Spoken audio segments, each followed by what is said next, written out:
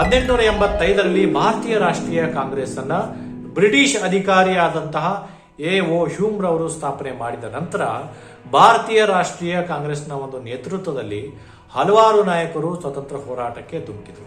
ಇದರ ಒಂದು ನಾಯಕತ್ವದಲ್ಲಿ ಹೋರಾಡಿದಂತಹ ಹಲವಾರು ನಾಯಕರ ಒಂದು ಕೊಡುಗೆಯನ್ನ ಭಾರತೀಯ ಇತಿಹಾಸಕಾರರು 3 ಹಂತವಾಗಿ ವಿಭಾಗ ಮಾಡ್ತಾರೆ. ಪ್ರಥಮ ಹಂತವನ್ನ ಮಂದಗಾಮಿಗಳು ಅಂತ ಕರೆದರೆ ಇವರ ಒಂದು ಅವಧಿಯನ್ನ 1885ರಿಂದ 1905ರವರೆಗೆ ವಿವರಣೆ ಕೊಡ್ತಾರೆ. ನಂತರ ಎರಡನೇ ಹಂತವನ್ನ 1905ರಿಂದ 1920ರ ಒಂದು ಅವಧಿಯನ್ನ ಎರಡನೇ ಹಂತ ಎಂದು ಕರೀತಾರೆ. ಹಾಗೆ ಇದಕ್ಕೆ ತೀವ್ರಗಾಮಿಗಳ ಯುಗ ಅಂತಲೂ ಕರೀತಾರೆ. ಇನ್ನು ಮೂರನೇದಾಗಿ 1920ರಿಂದ 1947ರ ಒಂದು ಅವಧಿಯನ್ನ ಗಾಂಧಿ ಯುಗ ಹಾಗೂ ಮೂರನೇ ಹಂತ ಅಂತಲೂ ಕರೀತಾರೆ. ಈ ಎಲ್ಲ ಯುಗಗಳಲ್ಲಿ ಯಾವೆಲ್ಲ ನಾಯಕರು ಭಾಗವಹಿಸಿದ್ರು, ಹಾಗೆ ಯಾವೆಲ್ಲ ಕೊಡುಗೆಗಳನ್ನ ಅವರು ನೀಡಿದರು, ಹಾಗೆ ಮಂದಗಾಮಿಗಳು, ತೀವ್ರಗಾಮಿಗಳು ಹಾಗೂ ಗಾಂಧಿ ಯುಗದ ನಡುವೆ ಇರುವಂತಹ ವ್ಯತ್ಯಾಸವಾದರೂ ಏನು, ಅವರು ಯಾವ ಮಾರ್ಗ ಉಪಾಯಗಳನ್ನು ಕೂಡ ಅಂದು ಅವರು ಕೈಗೊಂಡ್ರು ಎಂಬುದನ್ನ ನಾವು ತಿಳ್ಕೊಳ್ಳೋಣ. ಇದ್ರ ಜೊತೆಗೆ ಯಾವೆಲ್ಲ ಘಟನೆಗಳು ಅಂದು ಘಟಿಸಿದವು, ಯಾವೆಲ್ಲ ನಾಯಕರು ಅಂದು ಹತ್ಯೆಯಾದರು, ಯಾವೆಲ್ಲ ಬ್ರಿಟಿಷ್ ಅಧಿಕಾರಿಗಳು ಅಂದು ಭಾರತೀಯ ನಾಯಕರಿಂದ ಕೊಲ್ಲಲ್ಪಟ್ಟರು ಎಂಬುದರ ಬಗ್ಗೆ ನಾವೀಗ ಸವಿಸ್ತಾರವಾಗಿ ನೋಡ್ಕೊಳ್ಳೋಣ.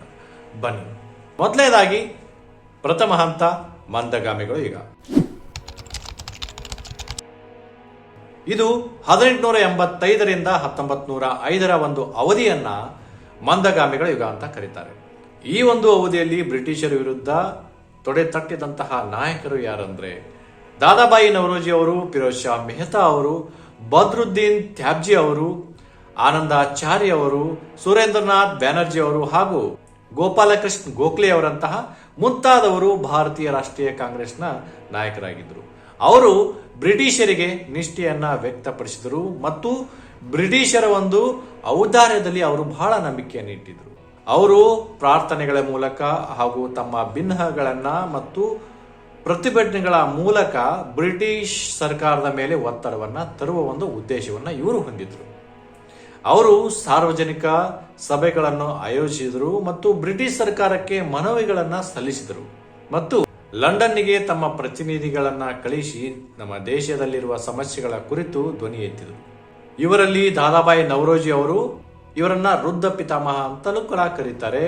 1866ರಲ್ಲಿ ಈಸ್ಟ್ ಇಂಡಿಯಾ ಅಸೋಸಿಯೇಷನ್ ಕೂಡ ಇವರು ಸ್ಥಾಪನೆ ಮಾಡ್ತಾರೆ. ಈ ಸಂಸ್ಥೆಯು ಭಾರತೀಯರ ಒಂದು ಬೇಡಿಕೆಗಳನ್ನ ಲಂಡನ್ಗೆ ಕೊಂಡೊಯ್ಯುವುದು, ಬ್ರಿಟಿಷ್ ಪ್ರಜೆಗಳು ಹಾಗೂ ಶಾಸಕರ ಮೇಲೆ ಪ್ರಭಾವವನ್ನ ಬೀರುವುದು ಹಾಗೂ ಭಾರತೀಯರ ಒಂದು ಅನುಕೂಲವಾಗುವಂತಹ ಕೆಲವು ನೀತಿಗಳನ್ನ ಹಾಗೂ ಕಾನೂನುಗಳನ್ನ ಜಾರಿಗೆ ತರುವಂತೆ ಪ್ರಯತ್ನ ಮಾಡುವುದು ಈ ಒಂದು ಸಂಸ್ಥೆಯ ಕಾರ್ಯವಾಗಿತ್ತು. ಈ ನಾಯಕರ ಎಲ್ಲಾ ಚಟುವಟಿಕೆಗಳು ಬಹಳ ಮಂದವಾಗಿರುವುದರಿಂದ ಈ ಒಂದು ನಾಯಕರ ಒಂದು ಚಳವಳಿಯ ಹಂತವನ್ನ ಮಂದಗಾಮಿಗಳ ಯುಗ ಅಂತ ಕರೀತಾರೆ. ಭಾರತೀಯ ರಾಷ್ಟ್ರೀಯ ಕಾಂಗ್ರೆಸ್ ಸ್ಥಾಪನೆ ಆದಾಗಿನಿಂದಲೂ ಬ್ರಿಟಿಷರು ಇದನ್ನ ವಿರೋಧಿಸುತ್ತಲೇ ಬರ್ತಾ ಇರ್ತಾರೆ ಹಾಗೂ ಬ್ರಿಟಿಷರು ಭಾರತೀಯ ರಾಷ್ಟ್ರೀಯ ಕಾಂಗ್ರೆಸ್ ಅನ್ನ ರಾಜದ್ರೋಹದ ಕಾರ್ಖಾನೆ ಅಂತಲೂ ಕರೀತಾರೆ ಹಾಗೂ ಇಲ್ಲಿನ ನಾಯಕರನ್ನ ವಿದ್ರೋಹಿ ಬ್ರಾಹ್ಮಣರು ಮತ್ತು ನಿಷ್ಠೆ ಇಲ್ಲದ ಬಾಬುಗಳಂತ ಕರೀತಾರೆ. ಪ್ರಥಮ ಹಂತದ ರಾಜಕೀಯ ರಂಗದಲ್ಲಿ ಯಾವುದೇ ತೀವ್ರತರ ಬದಲಾವಣೆಗಳನ್ನ ತರಲಿಲ್ಲವಾದರೂ ಇದು ಆ ಕಾಲದ ಒಂದು ಪ್ರಗತಿಪರ ಶಕ್ತಿಗಳ ಒಗ್ಗೂಡುವಿಕೆಗೆ ಕಾರಣವಾಯಿತು ಹಾಗೂ ಇದು ಸಮಾನ ಉದ್ದೇಶಕ್ಕಾಗಿ ರಾಷ್ಟ್ರೀಯ ಜಾಗೃತಿಯ ಸಮಯವಾಗಿತ್ತು. ಬ್ರಿಟಿಷರ ಶೋಷಣಾತ್ಮಕ ವಸಾಹತುಶಾಹಿ ಆಡಳಿತ ಮತ್ತು ನೀತಿಗಳನ್ನ ಮಂದಗಾಮಿಗಳು ಬಯಲಿಗಳಿದ್ರು. ಭಾರತೀಯರ ಆಸಕ್ತಿಗಳನ್ನ ಪರಿಗಣಿಸುವುದು ಸರ್ಕಾರದ ಆದ್ಯ ಕರ್ತವ್ಯ ಆಗಿದೆ ಎಂಬುದನ್ನು ತೋರಿಸುವುದರಲ್ಲಿ ಸಫಲರಾಗಿದ್ದರು. ಈ ಹಂತದ ನಾಯಕರ ಒಂದು ಪ್ರಯತ್ನದ ಫಲವಾಗಿ ಭಾರತದ ಒಂದು ಉದಯಕ್ಕೆ ಒಂದು ಅಡಿಪಾಯವನ್ನ ಇವರು ಹಾಕಿದರು ಎಂದರೆ ತಪ್ಪಾಗುವುದಿಲ್ಲ. ಇನ್ನು ಎರಡನೇ ಹಂತವಾಗಿ ಬರುವವರೇ ತೀವ್ರಗಾಮಿಗಳು. ಇವರ ಯುಗವನ್ನ 1905ರಿಂದ 1920ರ ಒಂದು ಅವಧಿಯನ್ನ ತೀವ್ರಗಾಮಿಗಳೆಂದು ಸಹ ಕರೀತಾರೆ. 1905 ಮತ್ತು 1920ರ ಅವಧಿಯನ್ನ ತೀವ್ರಗಾಮಿಗಳ ಯುಗ ಎಂದು ಕರೆಯಲಾಗಿದೆ. ಮಂದಗಾಮಿಗಳಿಗೆ ಹೋಲಿಸಿದರೆ ತೀವ್ರಗಾಮಿಗಳು ಕ್ರಾಂತಿಕಾರಿಗಳು ಹಾಗೂ ಹೋರಾಟದ ಪ್ರವೃತ್ತಿಯುಳ್ಳರಾಗಿದ್ದರಿಂದ ಇವರನ್ನ ತೀವ್ರಗಾಮಿಗಳು ಹಾಗೂ ಕ್ರಾಂತಿಕಾರಿ ರಾಷ್ಟ್ರೀಯವಾದಿಗಳೆಂದು ಸಹ ಕರೆಯಲಾಗ್ತಾ ಇತ್ತು.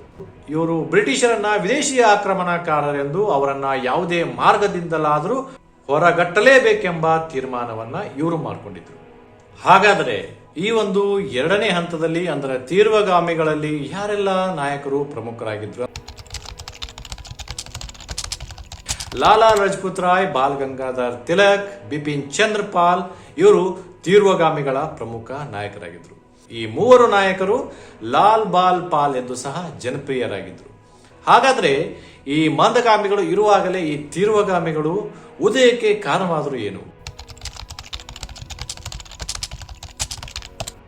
ಈಗಾಗಲೇ ಮಂದಗಾಮಿಗಳ ನಾಯಕರು ಇರುವಾಗಲೇ ಈ ತೀವ್ರಗಾಮಿ ನಾಯಕರ ಹುಟ್ಟಿಗೆ ಕಾರಣವಾದರೂ ಏನು? ಯಾಕೆ ಇವರು ಈ ಒಂದು ಕ್ರಾಂತಿಕಾರಿ ಮಾರ್ಗವನ್ನ ತೆಗೆದುಕೊಂಡ್ರು ಅಂತ ಕೇಳಿದರೆ ಅದಕ್ಕೆ ಹಲವಾರು ಕಾರಣಗಳು ಹುಟ್ಕೋತವೆ. ಅದರಲ್ಲಿ ಕೆಲವೊಂದಿಷ್ಟು ಕಾರಣಗಳು ಈ ರೀತಿಯಾಗಿರ್ತವೆ.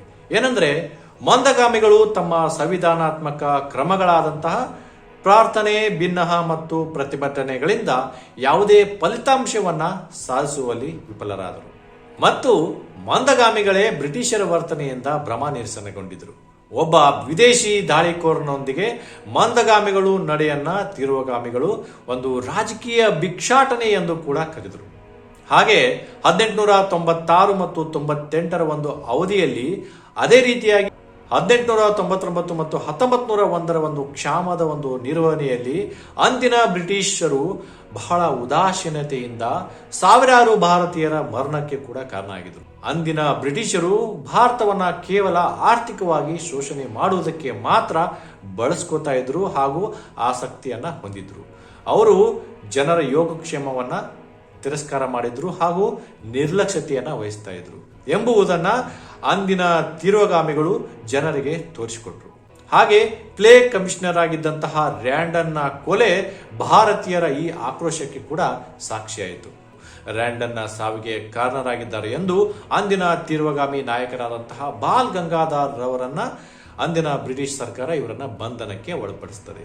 ಇದು ಕ್ರಾಂತಿಕಾರಿ ರಾಷ್ಟ್ರೀಯತೆಯನ್ನ ಮತ್ತಷ್ಟು ಹೆಚ್ಚಿಸಲು ಕಾರಣ ಆಗುತ್ತದೆ.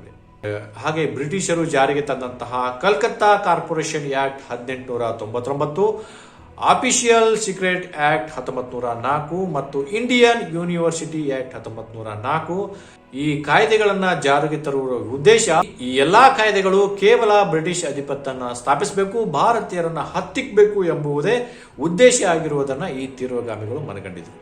ಹಾಗೆ ಕರ್ಜನ್ 1905ರಲ್ಲಿ ಅಕ್ಟೋಬರ್ 16ರಂದು ಬಂಗಾಳವನ್ನ ಪೂರ್ವ ಬಂಗಾಳ ಮತ್ತು ಈಗಿನ ಬಾಂಗ್ಲಾದೇಶ ಇದೆ ಅಂದಿನ ಪೂರ್ವ ಬಂಗಾಳ ಮತ್ತು ಪಶ್ಚಿಮ ಬಂಗಾಳ ಎಂದು ವಿಭಜಿಸಿದನು. ಇದು ಪೂರ್ವ ಬಂಗಾಳದಲ್ಲಿ ಮುಸ್ಲಿಮರ ಸಂಖ್ಯೆ ಹೆಚ್ಚಿದ್ದರೆ ಪಶ್ಚಿಮ ಬಂಗಾಳದಲ್ಲಿ ಹಿಂದೂಗಳವನ್ನ ಸಂಖ್ಯೆ ಹೆಚ್ಚಿರುವುದು ಅಂದು ಇತ್ತು. ಪೂರ್ವ ಬಂಗಾಳದಲ್ಲಿ ಮುಸ್ಲಿಮರ ಸಂಖ್ಯೆ ಹೆಚ್ಚಿದ್ರೆ ಪಶ್ಚಿಮ ಬಂಗಾಳದಲ್ಲಿ ಹಿಂದೂಗಳ ಸಂಖ್ಯೆ ಹೆಚ್ಚಿತ್ತು. ಅಂದು ಬ್ರಿಟಿಷರು ಉತ್ತಮ ಆಡಳಿತದ ನೆಪವೊಡ್ಡಿ ಅಂದಿನ ಪೂರ್ವ ಮತ್ತು ಪಶ್ಚಿಮ ಬಂಗಾಳವನ್ನ ವಿಭಜನೆ ಮಾಡುವ ಮುಖಾಂತರ ಹಿಂದೂ ಮತ್ತು ಮುಸ್ಲಿಮರ ನಡುವೆ ಒಡಕನ್ನ ಉಂಟು ಮಾಡಲು ಪ್ರಯತ್ನಿಸುವುದು ಎದ್ದು ಕಾಣ್ತಾ ಇತ್ತು. ಹಾಗೂ ಹಿಂದೂ ಮತ್ತು ಮುಸ್ಲಿಮರನ್ನ ವಿಭಾಗ ಮಾಡುವ ಉದ್ದೇಶ ಅವರಲ್ಲಿ ಎದ್ದು ಕಾಣ್ತಾ ಇತ್ತು. ಹಾಗೆ ಸ್ವಾಮಿ ವಿವೇಕಾನಂದರು, ದಯಾನಂದ ಸರಸ್ವತಿ ಅವರು, ಅರವಿಂದ್ ಘೋಷ್ ಅವರು, ಬಾಲ್ ಗಂಗಾಧರ್ ತಿಲಕ್ ಅವರು, ಬಂಕಿಂ ಚಂದ್ರ ಚಟರ್ಜಿ ಅವರು ಮತ್ತಿತರ ನಾಯಕರ ಪ್ರಯತ್ನಗಳು ಭಾರತೀಯರಲ್ಲಿ ಒಂದು ಆತ್ಮವಿಶ್ವಾಸ ಮತ್ತು ಆತ್ಮಾಭಿಮಾನವನ್ನ ಮೂಡಿಸಿದವು.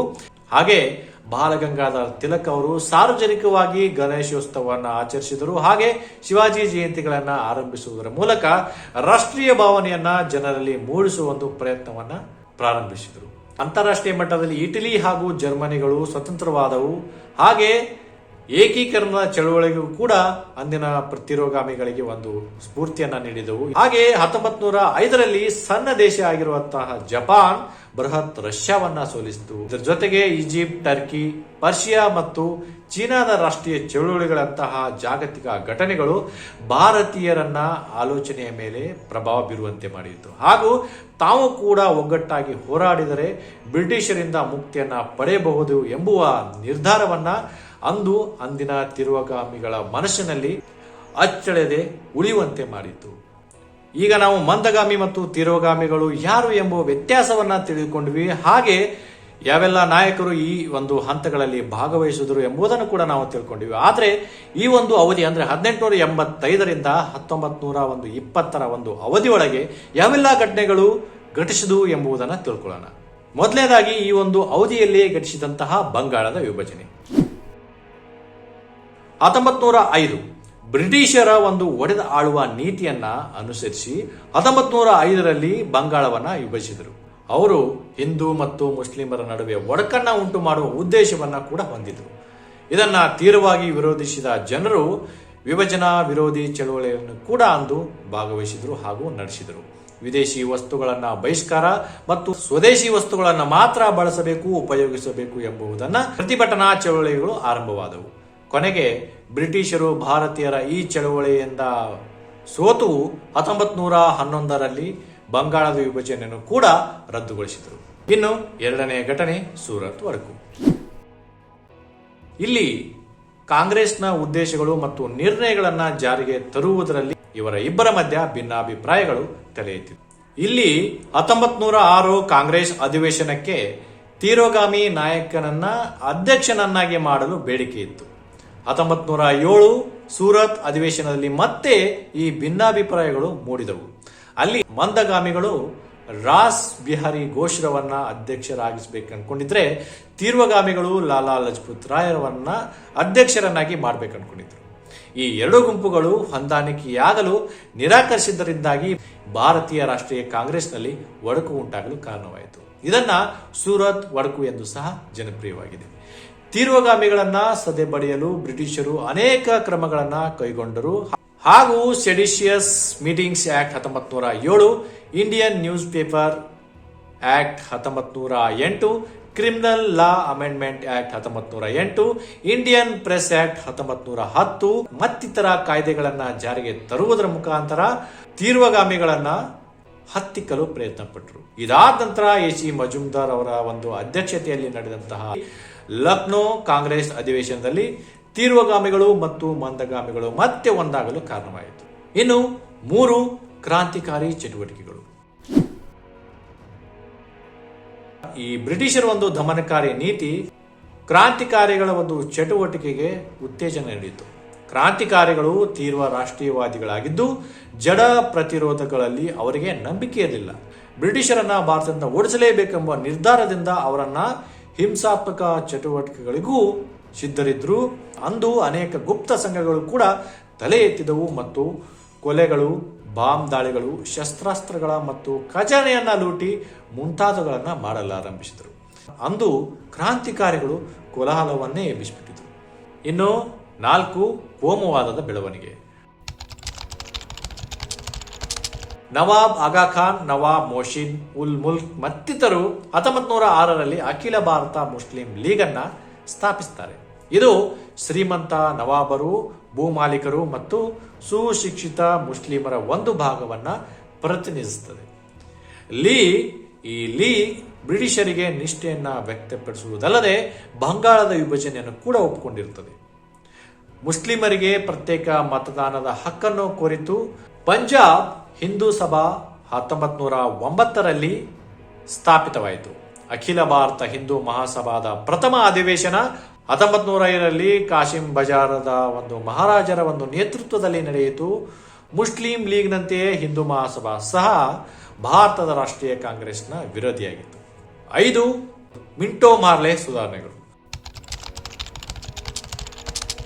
1909ರ ಒಂದು ಕಾಯ್ದೆ ಅಂದು ಸೆಕ್ರೆಟರಿ ಆಫ್ ಸ್ಟೇಟ್ ಜಾನ್ ಮಾರ್ಲೆ ಮತ್ತು ವೈಸರಾಯ ಮಿಂಟೋ ಅವರಾಗಿದ್ದರಿಂದ ಇದನ್ನ ಅವರ ಹೆಸರಿನಲ್ಲೇ ಕರೆಯಲಾಯಿತು. ಅದೇನೆಂದರೆ ಮಿಂಟೋ ಮಾರ್ಲೆ ಸುಧಾರಣೆ.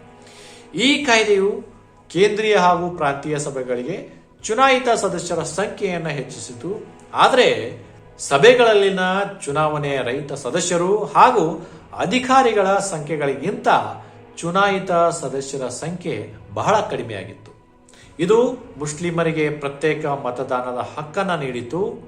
ಹೀಗೆ ಮುಸ್ಲಿಮರಿಗೆ ಕಾಯ್ದಿಟ್ಟ ಸ್ಥಾನಗಳು ಅವರ ಜನಸಂಖ್ಯೆಗಿಂತ ಕೂಡ ಹೆಚ್ಚಾಗಿತ್ತು. ಮುಸ್ಲಿಮರಿಗೆ ಕಾಯ್ದಿರಿಸಿದ ಸ್ಥಾನಗಳಿಗೆ ಮತ ಚಲಾಯಿಸುವ ಹಕ್ಕನ್ನ ಮುಸ್ಲಿಮರಿಗೆ ಮಾತ್ರ ನೀಡಲಾಯಿತು. ಇನ್ನು 6 ಹೋಮ್ ರೂಲ್ ಲೀಗ್. ಶ್ರೀಮತಿ ಅನಿ ಬೆಸೆಂಟ್ ಮತ್ತು ಬಾಲ್ ಗಂಗಾಧರ್ ತಿಲಕ್ ಅವರು ಹೋಮ್ ರೂಲ್ ಲೀಗ್ ಚಳವಳಿಯನ್ನ 1916ರಲ್ಲಿ ಆರಂಭಿಸಿದರು.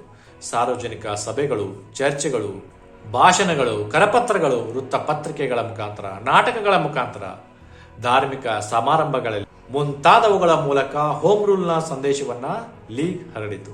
ಈ ಚಳುವಳಿಯ ಸಂದರ್ಭದಲ್ಲಿಯೇ ತಿಲಕರ ಪ್ರಮುಖ ಘೋಷಣೆಯಾದ ಸ್ವರಾಜ್ಯ ನನ್ನ ಜನ್ಮಸಿದ್ಧ ಹಕ್ಕು, ನಾನು ಅದನ್ನು ಪಡೆದೇ ತಿರುತ್ತೇನೆ ಎಂಬುದು ಕೂಡ ಅಂದಿನ ಘೋಷವಾಕ್ಯವಾಗಿತ್ತು. ಈ ಚಳುವಳಿಯು ಬಹಳ ಜನಪ್ರಿಯವಾಯಿತು. ಅದಕ್ಕಾಗಿ ಅಂದು ಬ್ರಿಟಿಷರು ಅನಿ ಬೆಸೆಂಟ್ ರವರನ್ನ ಬಂಧನಕ್ಕೆ ಒಳಪಡಿಸ್ತಾರೆ.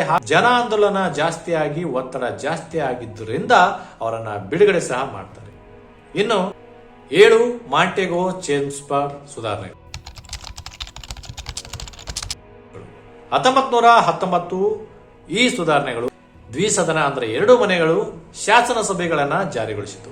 144 ಸದಸ್ಯರ ಕೇಂದ್ರ ಸಭೆ ಅಂದ್ರೆ ಕೆಳಮನೆ ಈಗ 104 ಚುನಾಯಿತ ಮತ್ತು 40 ನೇಮಿತ ಸದಸ್ಯರನ್ನ ಒಳಗೊಂಡಿತ್ತು.